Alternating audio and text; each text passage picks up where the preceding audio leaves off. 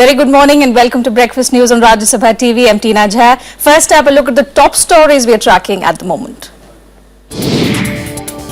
Capping a day of pageantry, US President Barack Obama announces $4 billion of new initiatives and US trade missions into India to boost infrastructure. Modi and Obama meet top CEOs of US and India. Modi stresses need to boost purchasing power and growth, promises speedy redressal of business-related problems.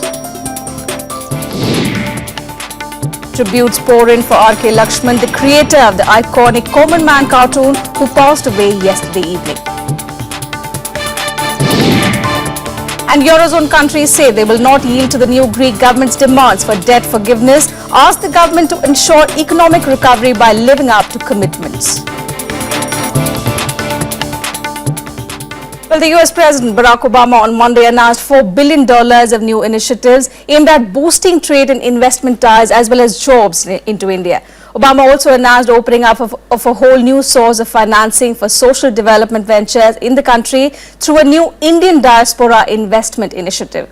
The US President announced the creation of a high-level US-India strategic and commercial dialogue to monitor progress on the pacts and vision statements laid out by Prime Minister Narendra Modi and President Obama. He said the mechanism would hold the bureaucracies of the two countries accountable for translating the vision of the two leaders into reality. Today, I'm proud to announce additional steps, a series of U.S. initiatives that will generate more than $4 billion in trade and investment with India and support thousands of jobs in both of our countries. And to shed more light on how successful Obama and Narendra Modi's meet has been in terms of taking Indo-US relations forward, we have with us in our studio this morning former Ambassador Mr. Shiv Shankar Mukherjee. A very good morning, sir, and welcome to Rajya Sabha TV. In the last 2 days, we've seen great camaraderie between Prime Minister Narendra Modi and Barack Obama. Of course, Obama shared a very good relationship with our former Prime Minister Manmohan Singh also. But this time, the media has been, very cautious about the way both leaders have been meeting. They've been addressing each other by first names, signaling that there's a sense of informality between the relations. In a very short time, the kind of relationship they've begun to share. Now, the big question is, do we really see this translating, this informal relationship, do we see this translating into business? Well, absolutely, because this is not just an informal relationship between two individuals on the planet. These are two individuals. One is the most powerful man in the world's most powerful country, the country that is the world's biggest economy by far. It's $19 trillion as against our $2 trillion. And even if you extend that on purchasing power parity terms. And on the other hand, you have a Prime Minister of the world's largest democracy, whose track record over the last 8 months as Prime Minister of India, leave alone his track record as in the to sphere in Gujarat, and the fact that he enjoys a comfortable majority for the first time in 30 years. I mean, this framework in which you're talking of the informal relationship means that not just in the economic sphere, but in every sphere of human endeavor, national endeavor, there is, I'll recall to you the word the Prime Minister himself used in his remarks to the press, the transformation of the relationship, which was already warm, but is now being taken to really solid, concrete deliverables. So there are, I think, professional critics who are talking about the fact that this talk of personal chemistry and so on, it does not mean that there's been a lot of substance in the visit. And my opinion is absolutely the opposite.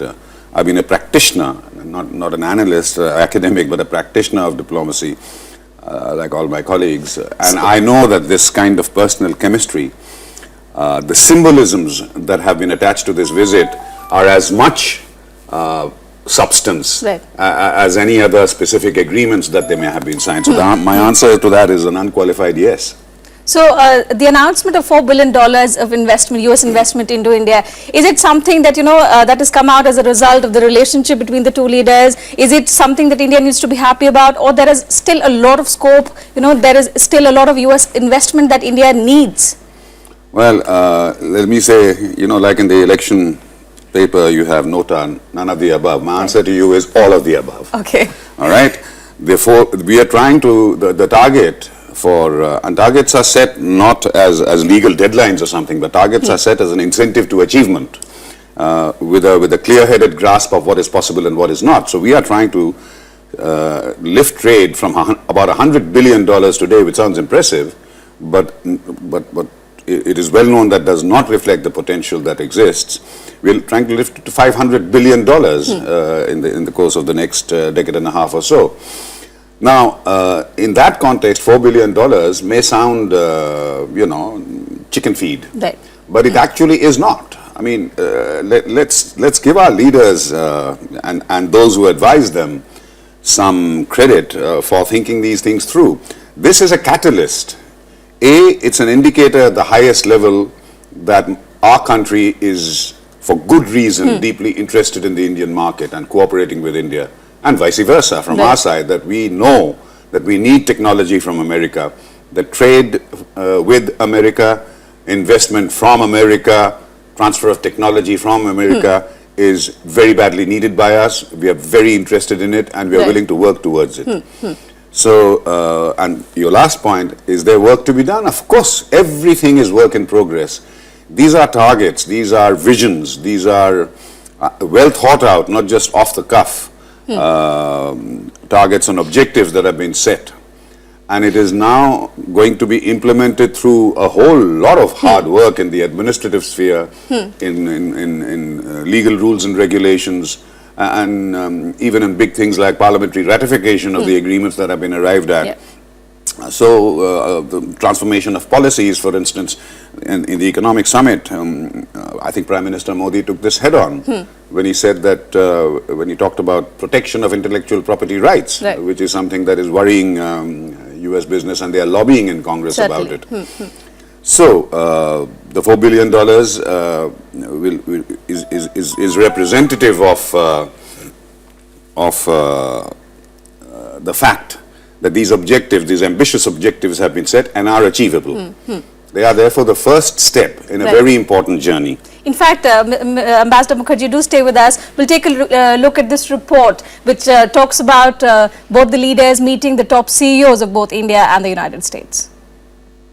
Concrete action, not surprising. In the packed calendar on the US President's India visit, trade and economics was the focus on Monday evening. President Obama told the India-US CEO Forum there was a natural convergence between the two countries. Prime Minister Narendra Modi, on the other hand, assured good governance that will help in promoting ease of doing business.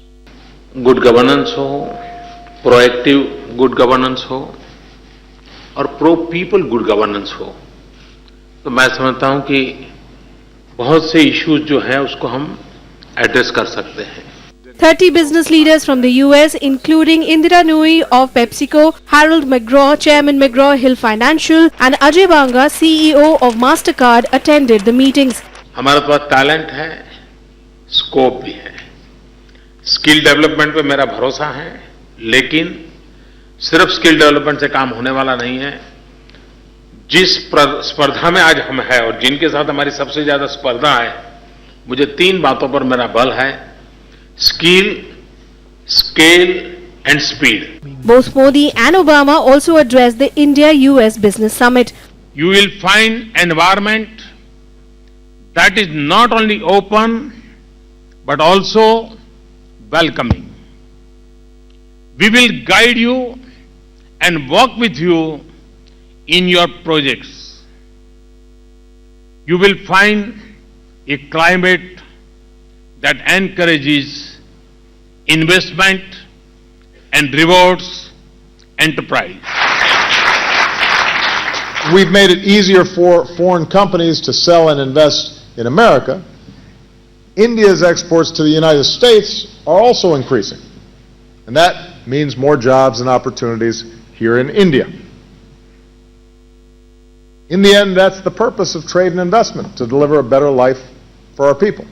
America is the 6th largest investor in India, which made business a key agenda on Obama's 3-day trip. The US is targeting a 5-fold increase to $500 billion in the two-way trade between the two nations by 2025. Bureau Report, Rajya Sabha TV.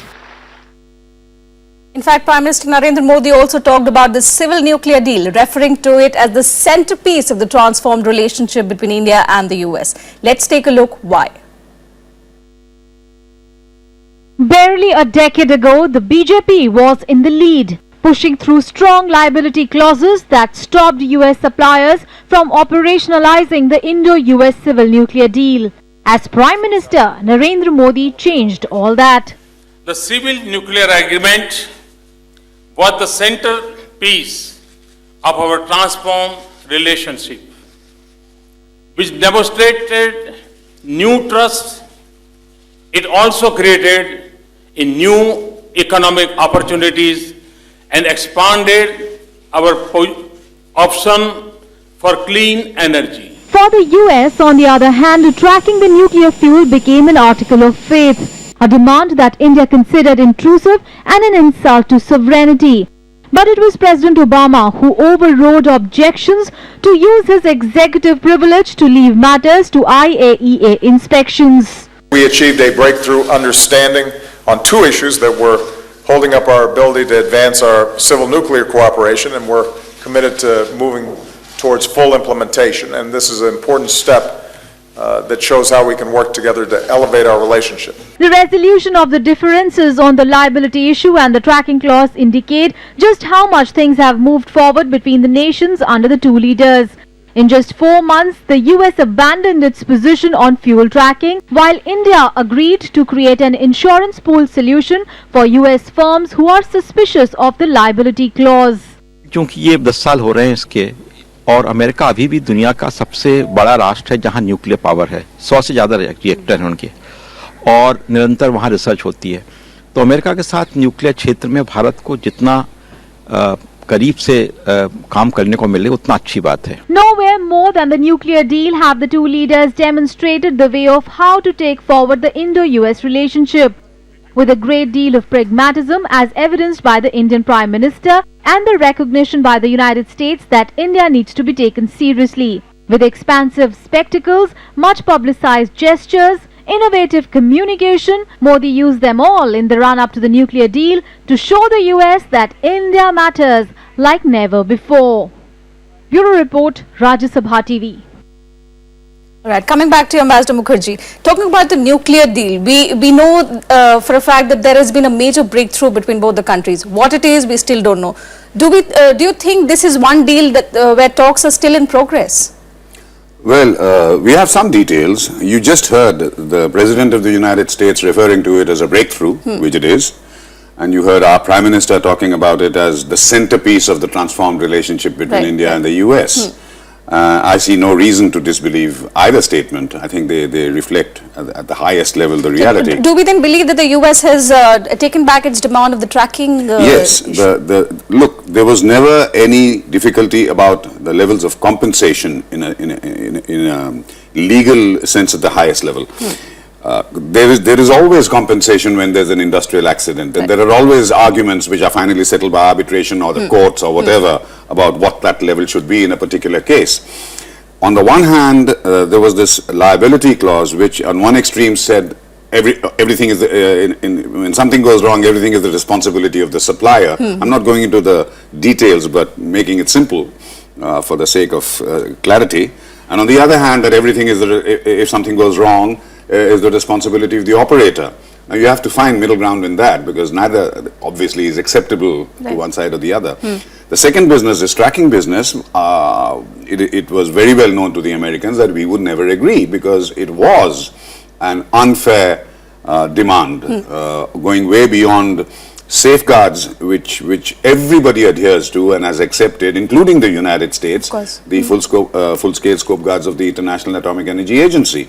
So our point was, why go beyond this and make it intrusive to a point where you want to monitor in perpetuity material supplied even by third parties? The logic is not acceptable. Right. The Americans, I think with prodding from the President, in his broader vision of the totality of India-US relationships, was sorted out. On the liability, there was some, I think there's been some innovative thinking in terms of the insurance pool and so on. But that does not mean that tomorrow US nuclear reactors and companies making reactors are going to come marching in. This is the legal political legal door opening. Right. From now on, then we have to start the real hard work of administrative action, rules and regulations, and finally, when all that is done, then it's a commercial deal. There'll be Westinghouse or whoever it is on the US side coming here negotiating with our nuclear operator, and if like any other commercial deal, they will either start working together and starting with the reactors or not, as the case may be. Right. But this is the important first step, which really does represent, because the nuclear area is always seen to be an indicator of the trust factor between two countries. And for me, I mean, I hear this talk on TV channels all the time about what is the takeaway from this visit. For me, the sum, the whole is greater than the sum of the parts. I look upon this, the biggest takeaway is represented by the nuclear deal and various other agreements. The totality of the visit, the symbolism, the totality of the visit, which represents a higher level of trust. I mean, when you talk of a strategic relationship, which is an extremely overused word, but a strategic relationship really represents a long-term, friendly, cooperative relationship with some military defense content. By that standard, by that yardstick, this has been a hugely successful visit. It has been a transformational sort of benchmark in Indo-US relations, and that is far more important than the individual agreements or the breakthroughs that have been achieved. All right. Ambassador Mukherjee, thank you so much for joining us this morning and giving us that perspective. So the signing of the deal, the breakthrough has, according to Ambassador Mukherjee, has been the most important takeaway of Obama's India's visit. Now, the forward movement on the Indo-US nuclear deal predictably became the most talked about point in the world media coverage of the US president's visit to India. A look at some of the reactions from the world press. The US president's visit and the talks on the civil nuclear agreement set the media abuzz across the globe. The New York Times reported that President Barack Obama and his Indian counterpart broke through a 5-year impasse to pave the way for American companies to build nuclear power plants here, as the two countries sought to transform a fraught geopolitical relationship into a fresh partnership for a new era of cooperation. For the Washington Post, the understanding on the nuclear deal, the understanding, though short on specifics, moves towards resolving one of a number of nuclear-related issues that have hamstrung the countries for years. The USA Today said the deal would allow US firms to invest in energy in India. The White House said the understanding on India's civil nuclear program resolves the US concerns on both tracking and liability. For the Pakistani media, the outcome of the bilateral talks indicated that India would pursue talks with the US about increasing terror threats emanating from Pakistan. The Dawn said in an editorial that, and I quote, Indian officialdom and its relatively nationalist media will likely try and elicit further comments on Pakistan from Mr. Obama and other American officials that can be used by India to portray Pakistan in an even more negative manner, unquote. Global Times China advised that the US, regardless of historical complications, is putting more efforts into soliciting India to act as a partner, even an ally, to support Washington's pivot to Asia strategy, which is mainly devised to counter China's rise. As for India, which has ambitions to be a major power, it needs US investment, technologies and political support so that its Look East foreign policy will better function to counterbalance China's growing influence. Bureau Report, Rajya Sabha TV. And the US President concludes his landmark 3-day India visit today. He'll be flying out to Saudi Arabia at 1:50 p.m. His Agra visit had been announced as cancelled on Friday. President Obama's last engagement in New Delhi this morning will be an address to a select gathering at the City Fort Auditorium. The address, scheduled for 10:30 a.m., will be followed by a question and answer session. President Obama is also expected to meet Nobel laureate Kailash Satyarthi backstage. The special joint radio address by Modi and Obama, Mann Ki Baat, will be broadcast on All India Radio at 8 p.m. tonight. The program has already been recorded.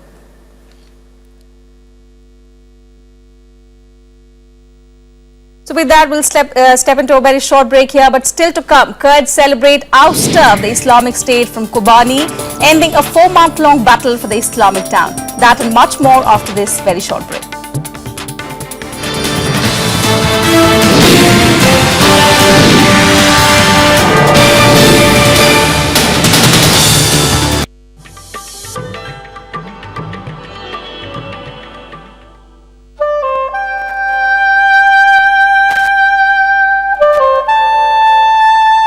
One of the most beautiful waterfalls in India, Chitrakoot Falls, situated in the Bastar district of Chhattisgarh.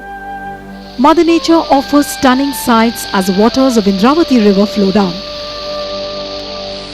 At a height of about 29 meters, it is rightly acclaimed as the Niagara Falls of India.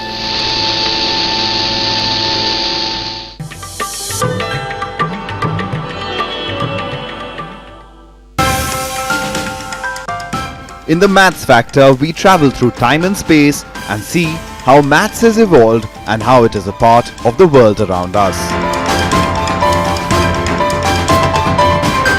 Join us on Rajya Sabha television. Watch the Maths Factor every Sunday at 8 a.m.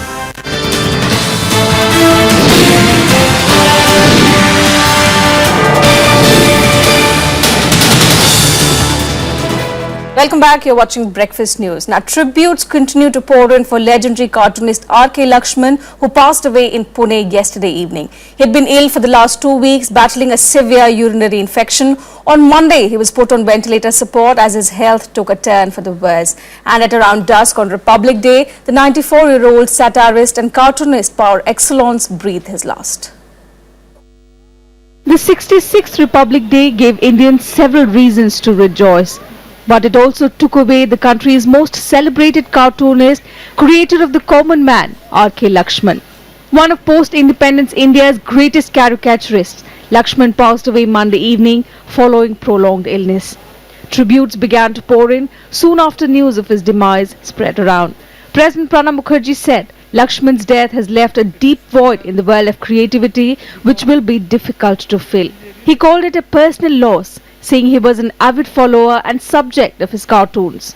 Vice President Muhammad Hamid Ansari said Lakshman touched the lives of millions of our countrymen by his incisive humor and socially relevant messages.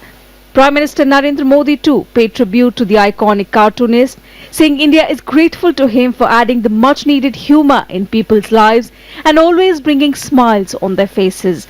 Several other members of the political fraternity also expressed condolences to his family. I'm very sorry and sad about his demise. The great cartoonist, his pride of our nation. He had the ability of presenting very serious issues with a dash of humor. His cartoon would appear on the front page of the newspaper, and be it hot burning issues or be it the politicians, he would present his cartoon with a sense of humor and leave a lasting impression on the minds of the readers. Fellow cartoonists described Lakshman's demise as an irreparable loss to the cartooning world. Known for his common man cartoons that used to appear in the Times of India, Lakshman was a household name. He made millions of people smile every morning as he captured the mood of a nation in the space of a small single column. His creations include caricatures drawn for the television adaptation of Malgudi Days that was written by his elder brother R.K. Narayan.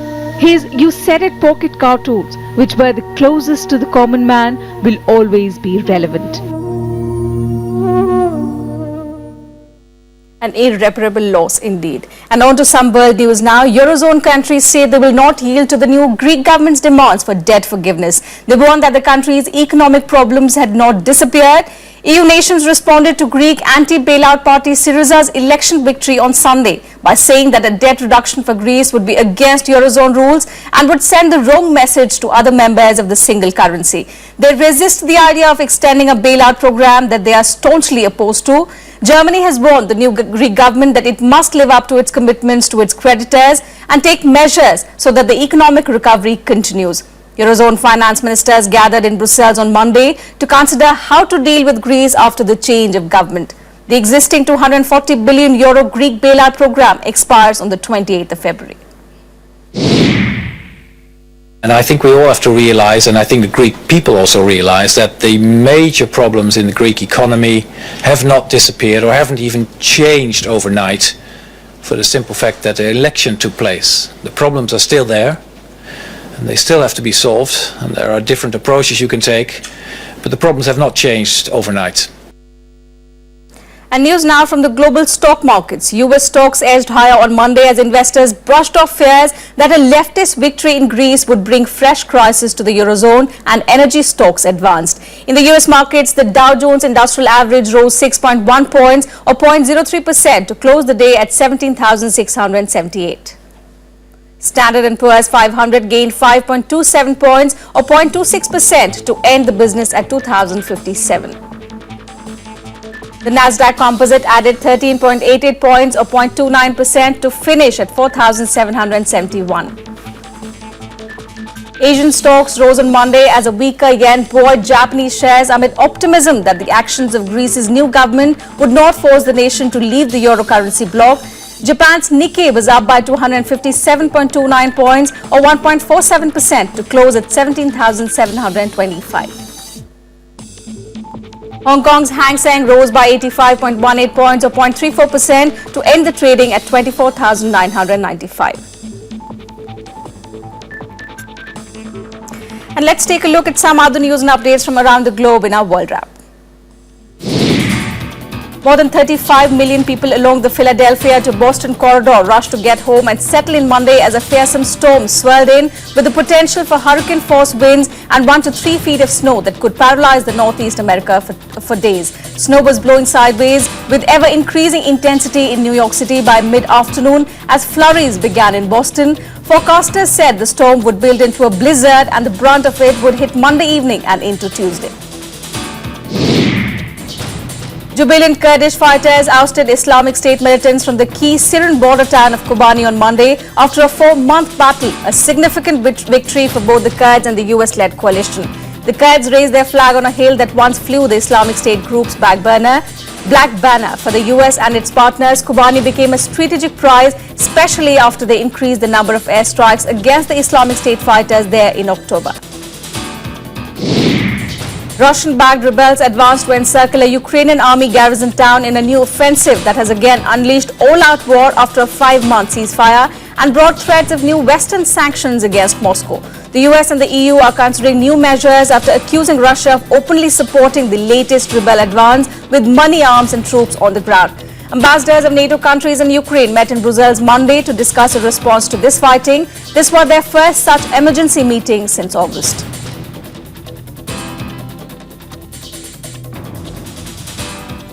Well, Republic Day celebrations in New Delhi and state capitals around the country had a very special end. The beating retreat ceremony on the Wagah border outpost took on a special symbolism and fervor. I leave you with visuals from the Wagah border. Take a look and have a great day.